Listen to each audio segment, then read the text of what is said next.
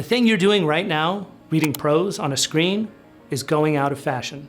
So said the New York Times in an article called Welcome to the Post-Text Future. But what could possibly replace the written word? Well, I have one. Now, why did the word idea appear in your head when this light bulb appeared above mine? Electricity doesn't have anything to do with abstract thought. Why on earth would stars mean I'm dizzy?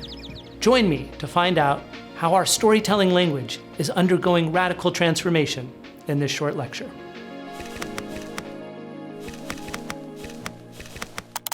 I'm Zach Dodson, author and associate professor of visual narrative at Te Waka, Victoria University of Wellington.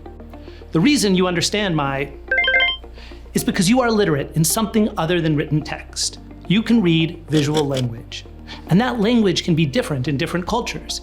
If you read manga or watch anime, you'll know that this means I might be embarrassed by all these cartoon things that keep happening to me. But in general, visual language has the potential to be more universal. Pareidolia is our brain's tendency to see things we recognize, like a face, when presented with something abstract, like two dots in a line. And that's all most cartoons are, icons. Our brains fill in the rest. We close the gaps of language all the time. Let me show you an example. Can you read this? If you can, it's because your brain recognizes the shapes of the words in context and not as individual letters. If you read Japanese, this might feel obvious, but we turn English into icons as well. Now, if you tell kids that cartoons are a grammatical system of symbolic icons, it takes all the fun out of it. That's not why they love comics. They love the characters and the jokes. Before they can really read, this is a great way to get stories.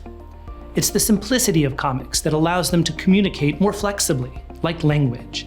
And manipulating this language of icons, it's not so much drawing as it is design. I'm a designer who uses visual language to write, but I'm not alone. You might know someone who's clever with emojis, but that doesn't feel much like writing. It's just tapping icons, which, if you think about it, is the way we communicate with computers. I'm from the Oregon Trail generation. Video games defined us. This is how I learned to talk to computers. Now, they look like this.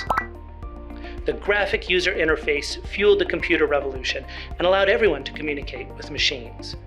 With the advent of AI, computers are beginning to read our visual world and understand our voices. User interface design has become a vital field. But I'm still most interested in how we communicate with each other. And on the internet, we increasingly use visual language to do this. So, are we all designers now? The Japanese word for design might be translated as arranger. You don't have to draw, you don't have to come up with something new. You make meaning by remixing things to fit the context and what you're trying to say.